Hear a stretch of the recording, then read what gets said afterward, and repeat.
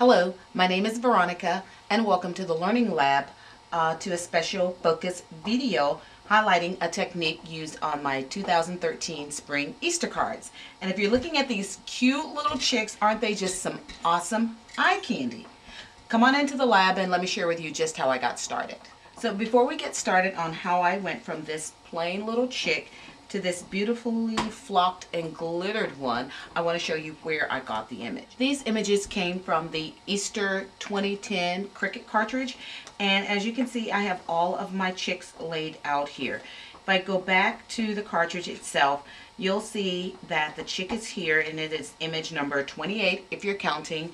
This would be 10, 20, going across 28, that would be image number 29 and 30. So he's 28, and right under him is the little bow. So I want to show you what I did with that. So let's go back. I'm going to open up a new layer that I created, and we're going to pull in the bow for it. Let's make this probably as big as we can just so you can see what I'm doing. When I cut the bow that had the little holes in it, I went into the Advanced tab and I did the hide contour, and I just hid the entire thing. So that just left me that. I lined those up on my mat and cut out what I needed. When it came time to cut just the background shaped bow, I went in and used this one as well. And I just simply touched what I wanted to hide, hid it. So then when I cut the background bow, I had two of those that I could cut at one time, and that made work a lot simpler for me. So let's get to flocking and glittering those cute little chicks. So just what do you need on hand to start creating this cute little masterpiece? Well, aside from the chick itself, you're going to need some of these other items.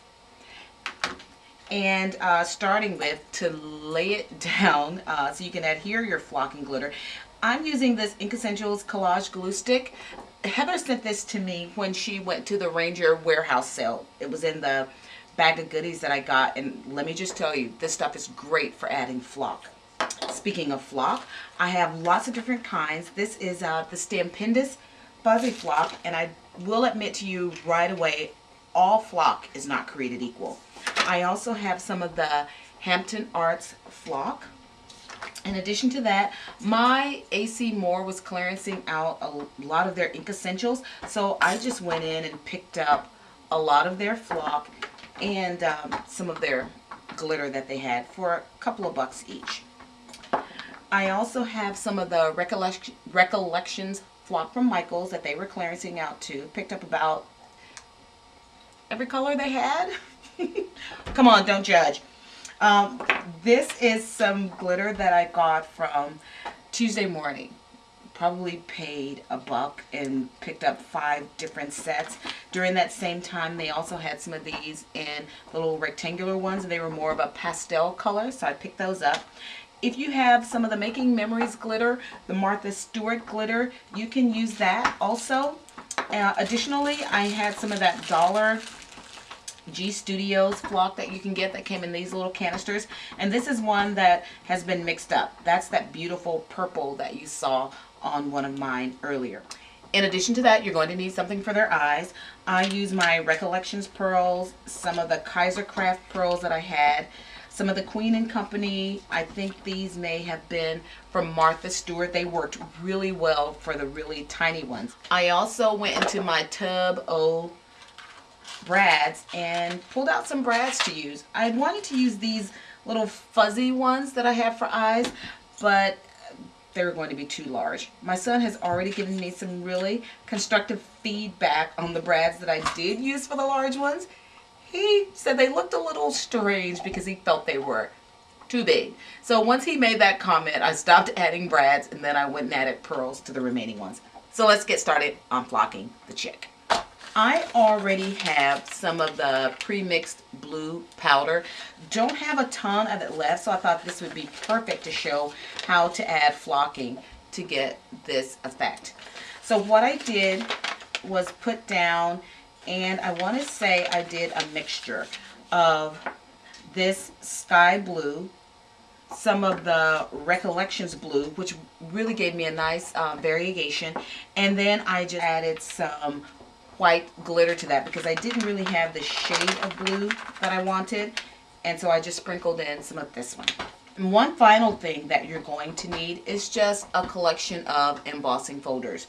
Whatever you have on hand is great. Some of those border ones are perfect when you're doing this size because they'll go under there neatly, and your favorite embossing machine.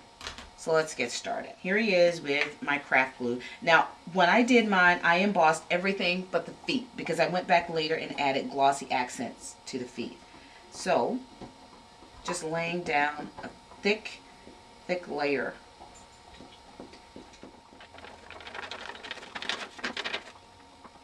Now, there are lots of different techniques on where to go from this point, but what I did was I just took my piece of paper I had and burnished it down. And so now it's time for the big reveal, and I used the best tool known to man. That was my fingers.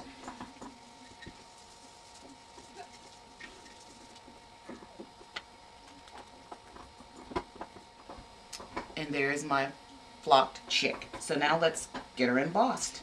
I debated on what to use, but I had not put away this little heart one from Valentine's Day, so I decided that this would be, I think, kind of cute to use on my chick. So I'm taking just a piece of copy paper and placing my chick inside of that, just in case I have a little glue that didn't quite get covered. I don't want that to stick inside of my folder. And then I'm just going to put this through my Cuttlebug machine, and I'll be right back. And here we are for the reveal. Nice embossing on that. I guess if you wanted to emboss something else, you could put it through and get something really pretty. And there it is, and you can see those hearts on there. Sweet.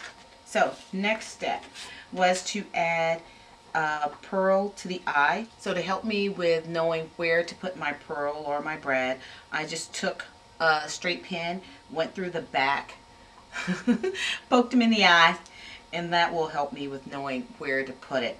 So for this one, I used a medium-sized pearl, and he's going to get a white pearl for his eye.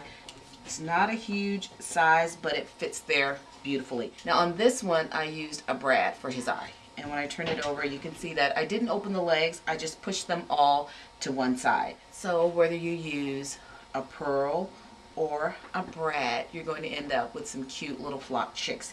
And on this one, you can see where I glossy accented the feet. That made him stiffer, gave him some more stability. And then once you add your layered bow, you'll have a beautiful flocked and embossed glittered chick, and it's not going to rub off. Oh, and I just love this one. The embossing is so deep and so crisp and so unexpected. As always, thank you for joining me in the lab today. Please be sure to check out my completed card video by clicking the link either in the description bar or the one that has been running through this entire video. And also remember to check out my blog at inkollusions.blogspot.com. Until then.